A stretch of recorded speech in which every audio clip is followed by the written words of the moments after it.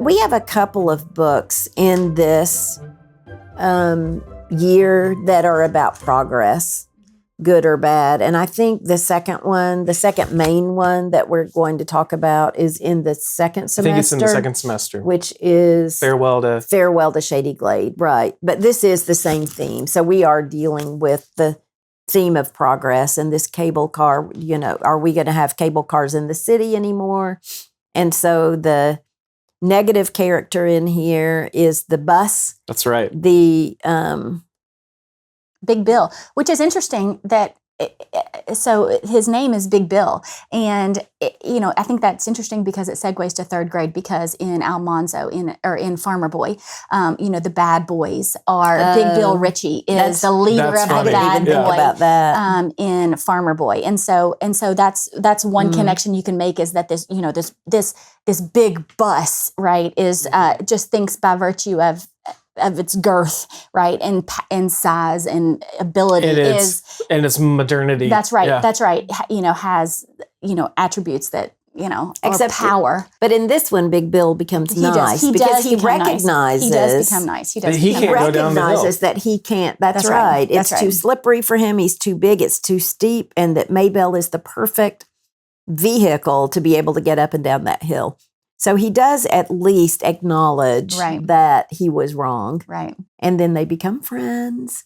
But it really is about a town, a community coming together to save a piece of their history, which is so important and such a great theme to start talking about with these little guys. Well, and it's, I think that this book about progress, we're going to talk about progress all the way through the curriculum, but this idea of, I think that when the cable cars are all talking at night and they say, remember when, it kind of makes me think of the Little House, right? Remember when, all the people were happy. And there's another allusion to third grade, that at the beginning when everything was charming and nice, all the people said, never hurry and never worry, which is what Charlotte tells Wilbur, right? In Charlotte's Web. It's the exact same language, right? And so there's this spirit of joy and faith, and the cable cars are saying, remember when, and then and then they say, well, we're at risk of becoming like every other city. So with this progress, we lose our identity, we lose our charm, we lose our character. Very profound point. Yes, in that, actually, it's a great point. And so, and that's something that happens when we are all striving for the same efficiencies, the same productivity, the same ends, we lose our individuality. A city or a neighborhood or a house or anything, loses its charm to some extent. That's right. And so that is one of the costs of progress. And is that really progress? If we are all just becoming identical to each other. Hello, everyone. Ian here. Thanks so much for joining us on this episode of Novel Thoughts.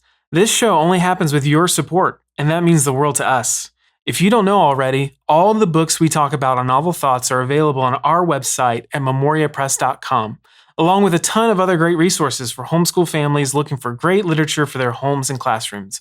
Thanks for being here. Now let's get back to the episode. I think this is a great little book, and it is in typical Virginia Lee Burton style as far as the illustrations and really. So in first grade, we do Mike Mulligan, right? Or is that kindergarten? One of these years we do Mike Mulligan. And then what's the other one we do? The Little House. Yeah. We do the Little House. So we really have introduced progress, the idea of progress. I think the unique thing about this one is how many of our kids really know the history of the cable car? Because they're only cable cars now are really historical. And they have like trolleys and things that look like them in cities. But I don't know.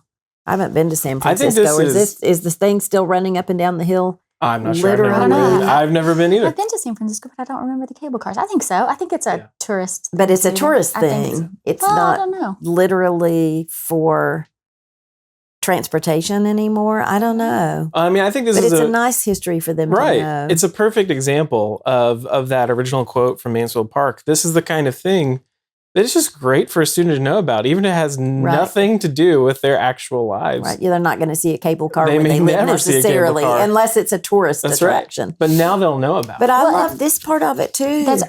Are you talking about the voting at the end? actual Yes. governmental? So I think that's a really important part too, is that democracy. The citizenry, you know, had a voice, and they, you know, took a vote, they wrote a petition, you know, that they actually used their voice.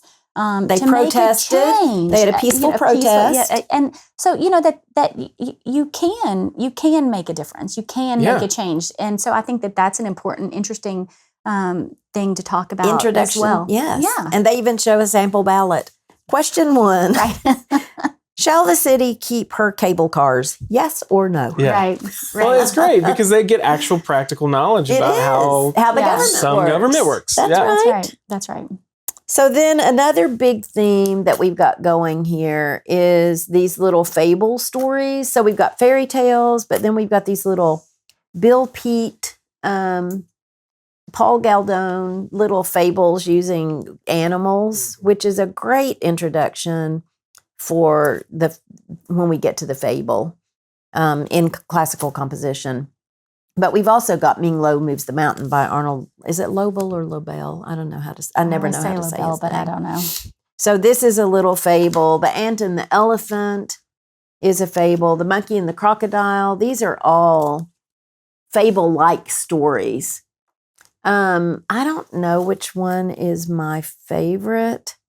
I kind of think The Ant and the Elephant. I think really that like of the Ant those and the three, Elephant. that's the one that I think I Is that your connected to the favorite? most. I think that the story in here is, I love the way, and Bill Pete does this a lot, the way you move on a trajectory and thing after thing after thing keeps happening in a straight line, and then it all comes to a climax. And then, you know, it's about being appreciative, being thankful, helping. This is a great book about friendship and about our responsibility to each other. Well, and each animal, I think it's really interesting because each animal, I mean, that Bill Pete's a master at giving personalities to his characters and to these Even animals. in the illustrations. That's right. I mean, they just are perfect. Yeah, and so, you know, as the story progresses, as you said, I think you're right. I think that's a great point. Each animal gives us a reason why we don't help each other, you know? And so, I mean, it kind of, it's sort of convicting, right? Yeah. I'll look silly, or I won't have time for myself, that's right.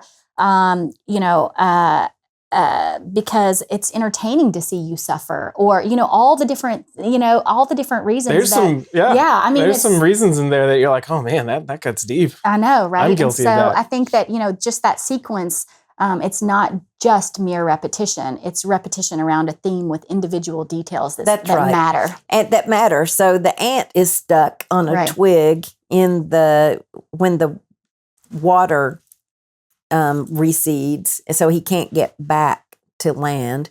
Asks the turtle to help him. The turtle refuses, and then the turtle ends up upside down, so he needs help. That's right. So then he asks a bird to help him. The bird refuses to help him, so then its egg falls out of the nest. I mean, these things just keep happening, thing after thing after thing, and nobody will help.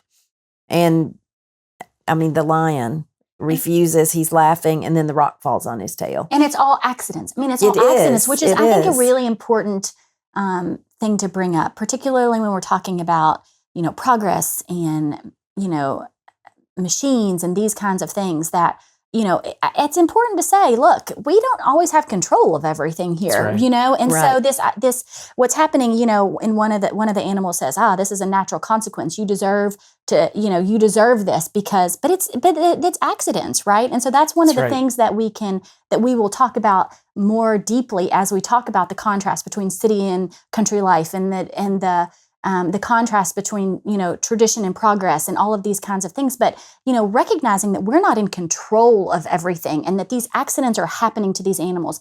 It's a sentence, right? It's a sentence to say to the child, but it's an important thing to say you know, bad things are going to happen to us that we don't necessarily, we don't deserve them. We did not cause them. It's just part of the experience. I think that's so helpful because we sometimes get into ruts in our lives about why did this happen to me? And sometimes it's literally an accident. That's And there's right. no way you could have done any otherwise. But And these accidents happened after they mistreated That's right. somebody, which That's is right. not a direct correlation, but it doesn't have to be a direct correlation. that's right. But they were accidents. They weren't caused by somebody taking revenge because they weren't nice That's to right. somebody else. But it was, what it did is it put them in a position where they needed help. Yeah. Right. And right. they had refused help. And now they're in a position where they need help. So why they don't deserve help. But then Yeah. here comes the Good Samaritan. That's right. The elephant comes through and he helps every one of them. But to me, the very first one, when he puts his little trunk out and lets the ant get on it to get back to land, and the ant says, "How can I ever thank you enough?" And the elephant says, "It was no big thing. It was nothing to him to put his trunk. I mean, it took nothing." And the ant says, "But it was a big thing for me. It was everything. Wilbur. It was Again, everything." Yes. It's the exact same language that Wilbur Yes. says to Charlotte. Why did you do this? I didn't deserve this. And she says, it wasn't, anything. He said, you were a friend to me, and that meant everything. I mean, it's, So this tiny little ant Yeah. is so thankful, but nobody else. He goes through and he helps every other one of these animals that had refused help to each other. Mm-hmm. And not one of them thanks him. Not one of them. They're mad still that it happened to them. And the giraffe says, "Well, I must say it's about time." So nobody else. Yeah. And that reminds me of the story of the 10 lepers, where just one comes back to thank Jesus. It's just, I feel like this is such a simple little animal story that appears to be entertaining and funny, but there is so much wisdom in here.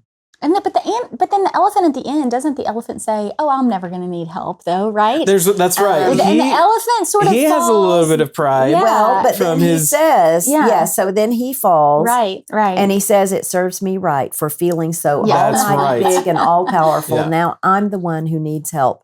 And who helps him? Mhm. The ants, 95,000 of them or something, right? That's right. All the ants get, Right. which is another story. Right. That's right. Exactly. I mean, maybe you're a tiny little ant That's right. and you can't do anything by yourself, but you get your community together and you That's can move an elephant. That's right. And the last words of that book aren't the last words, if I remember correctly. The big and the small walk off together. Yep, Right? the mighty ants are- big that's right. and the mighty small That's right. off Yeah. through the jungle together. That's right. Yeah. That's right. What a great idea. Isn't it beautiful? Yeah.